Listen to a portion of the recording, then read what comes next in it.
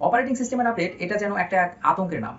একটা সময় ছিল যখন ম্যানুফ্যাকচার কোম্পানিগুলো তাদের সিস্টেমে যদি কোনো আপডেট দিত সেটাকে আমরা সৌভাগ্যের মতো মনে করি। বাট রাইট নাও অপারেটিং সিস্টেমের আপডেট আসলে আমরা অনেকেই এটা থেকে ভীত সন্ত্রস্ত হচ্ছি এবং আপডেট দিতে ভয় পাচ্ছি। কিন্তু সমস্যা কোথায়? ম্যানুফ্যাকচার কোম্পানিগুলো তাদের সিস্টেমে থাকা ছোটোখাটো বাগসগুলো ফিক্স করার জন্যই মূলত এই অপারেটিং সিস্টেমের আপডেট নিয়ে আসে। তো এই আপডেটগুলো আমরা দিলে তো আমাদের অপারেটিং সিস্টেম বা হাতে থাকা স্মার্টফোনটি আরও ফাস্টে রান করার কথা, কিন্তু কেন সমস্যা হচ্ছে? অপারেটিং সিস্টেমের আপডেটের কারণে অনেকের নাকি ক্যামেরা ব্লার হয়ে যাচ্ছে, ফোন ল্যাগই হচ্ছে, ফোনের গেমে ভালো পারফরমেন্স পাচ্ছে না, গ্রিন লাইন বর্ডার সহ বিভিন্ন প্রবলেম হচ্ছে। তো এইগুলো কেন হচ্ছে আর সেইগুলোরই বিস্তারিত আলোচনা করবো আজকের ভিডিওতে। চলুন ভিডিওটি শুরু করা যাক। যেটা বলছিলাম যে অপারেটিং সিস্টেমের আপডেটের ফলে আমাদের ফোনে যে সমস্যাগুলো হচ্ছে এটা মূলত ম্যানুফ্যাকচার কোম্পানিদের থেকে প্রোভাইড করা সমস্যা নয়। এই সমস্যা মূলত আমাদের এনভায়রনমেন্টের সমস্যা।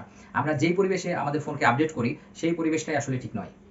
আমরা যখন ফোনকে আপডেট করি তখন দেখা যাচ্ছে যে ফোন ফুল ক্লক স্পিডে রান করে, ফোন অতিরিক্ত হিট হয় এবং যার কারণে প্রসেসর মাদারবোর্ড থেকে অনেক সময় প্রবলেম করে। আর এই প্রবলেমগুলোই পরবর্তীতে আমরা বিভিন্ন কারণে ফেস করছি, যেটা ল্যাগ দিচ্ছে বা ক্যামেরা ব্লার সহ বিভিন্ন ধরনের মাদারবোর্ড ডেটের মতো ঘটনাসমূহ ঘটছে। তো এইগুলো থেকে পরিত্রাণ পাওয়ার উপায় হলো আপনি পরবর্তীতে প্রসেসর রিবলিং এর মাধ্যমে এটা থেকে পরিত্রাণ পেতে পারেন, অথবা সবথেকে বেটার যেটা ওয়ে অপারেটিং সিস্টেম যদি আপনি আপডেট করেন তাহলে আপনার ফোনটিকে অবশ্যই এমন একটা তাপমাত্রায় রাখতে হবে সেটা যেন 45 ডিগ্রি সেলসিয়াসের উপরে না পৌঁছায়। আর কিভাবে ফোনের এই টেম্পারেচার নির্ণয় করবেন বা বুঝতে পারবেন যে আপনার ফোনটি অতিরিক্ত হিট হয়েছে কিনা সেটা দেখার প্রসেস আমি স্ক্রিনে দেখাই।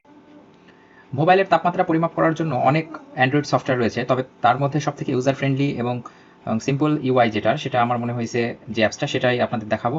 তো এখানে স্ক্রিনে আমি দেখাই যে দেখতে পাচ্ছেন আমার ফোনটা এখন চার্জে নাই, ওই জন্য লেখা আছে ডিসচার্জিং, 88% ব্যাটারি লেভেল, আর সাথে নিচে যেটা দেখতে পাচ্ছেন যে 35.8 ডিগ্রি সেলসিয়াস তাপমাত্রা।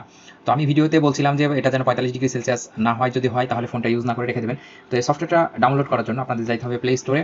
দেন এখানে প্লে স্টোরে এসে সার্চ দিবেন এমপিরি লিখে, এমপিরি এই যে এটা লিখে সার্চ দেওয়ার পরে আপনাদের প্রথমেই যে অ্যাপসটা আসবে যে এমপিরি, এটাই ইনস্টল করে নেবেন। তো আমার অ্যাপসটা অলরেডি ইনস্টল করা আছে তাই ইনস্টল করলাম না। অ্যাপটি ইনস্টল করার পরে ওপেন করবেন এবং ওপেন করার পরে অ্যাপসটি এইরকম একটা ইন্টারফেস শো করবে। তো এখানে দেখতে পাচ্ছেন যে অনেক কিছু এখানে দেখাচ্ছে। এখানে একটা লেখা আছে মেজারিং, মানে আমার ফোনটা এখন চার্জ হচ্ছে না চার্জে নাই সেটাই দেখাচ্ছে, যে প্রতি সেকেন্ডে -520 অ্যাম্পিয়ার করে, মেগা অ্যাম্পিয়ার করে এটা চার্জ নিচ্ছে আমার ব্যাটারি থেকে। এখানে দেখাচ্ছে স্ট্যাটাস ডিসচার্জিং, মানে চার্জ হচ্ছে না, প্লাগড, ব্যাটারির লেভেল, ব্যাটারি হেলথ, ব্যাটারির ক্যাপাসিটি সব কিছুই দেখাচ্ছে। এখানে দেখেন যে টেম্পারেচার 35.8 ডিগ্রি সেলসিয়াস, ফোনের মডেল, অ্যান্ড্রয়েড ওএস সব কিছু দেখাচ্ছে। ইচ্ছে করলে আমরা এখান থেকে এটা চেঞ্জ করতে পারি, বিভিন্ন মানে সবগুলো একই ইনফরমেশন ওর বিভিন্ন স্টাইলে দেখাচ্ছে। তাই তো এখন বিষয় হচ্ছে এইটাকে আমরা কীভাবে স্ক্রিনের উপরে নিয়ে আসবো।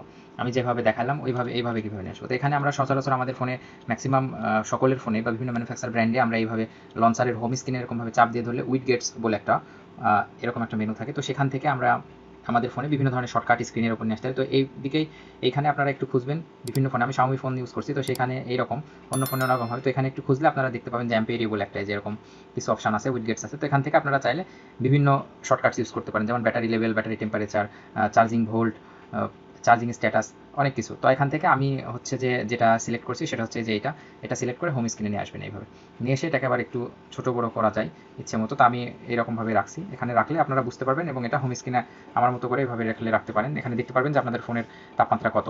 তো আমি পার্সোনালি যেটা বললাম যে তাপমাত্রা 45-এর উপরে যেন না উঠে, যদি 45-এর উপরে তাপমাত্রা যায় তাহলে ইউজ না করে ফোনটাকে একটু রেখে দেবেন, তাপমাত্রা স্বাভাবিক হয়ে যাওয়ার পর আবার ইউজ করবেন। আপনারা যখন ফোনটি আপডেট করবেন তখন অবশ্যই ফোনটিকে এমন একটা এনভায়রনমেন্ট বা একটা পরিবেশে রাখবেন যেখানে তাপমাত্রা খুব কম বা খুব বেশি নয় এমন।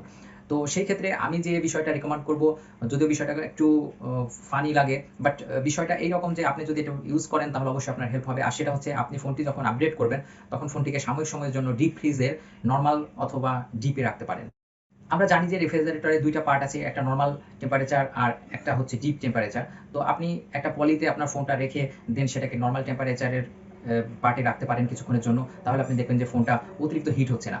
আর এইভাবে আমি গত 2-3 বছর ধরে ফোন ইউজ করি, নিয়মিত আপডেট দিই, তো কোনো প্রবলেম হয় না। আপনারাও এইভাবে আপডেট দিলে আশা করি কোনো সমস্যা হবে না। কেননা আমার মনে হয় যে ম্যানুফ্যাকচার কোম্পানিগুলো তাদের ডিভাইসে যে অপারেটিং সিস্টেমের যে প্রবলেমের কারণে যে আপডেটগুলো দেয় সেগুলো অবশ্যই আমাদের জন্য প্রয়োজনীয় এবং এগুলো দেওয়া আমাদের ফোনের সিকিউরিটিও বৃদ্ধি করে। বিভিন্ন সিকিউরিটি প্যাচের মাধ্যমে আমাদের ফোনকে তার বিভিন্নভাবে নিরাপত্তার মধ্যে আনতে চাই। তো আমি রেকমেন্ড করবো যে আপনারা অবশ্যই ফোনকে নিয়মিত আপডেট দিবেন, তবে অবশ্যই এনভায়রনমেন্ট ম্যাচ করে।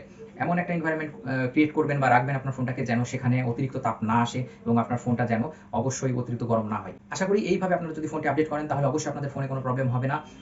যদি ভিডিওটি ভালো লেগে থাকে তাহলে অবশ্যই আমার ভিডিওটি লাইক করবেন, শেয়ার করবেন এবং আমার চ্যানেলটি অবশ্যই সাবস্ক্রাইব করবেন। আপনাদের ভালো লাগা খারাপ লাগা সবসময়ের মতো কমেন্ট বক্সে জানাবেন, আমি আপনাদের কমেন্টে রিপ্লাই দেওয়ার চেষ্টা করব।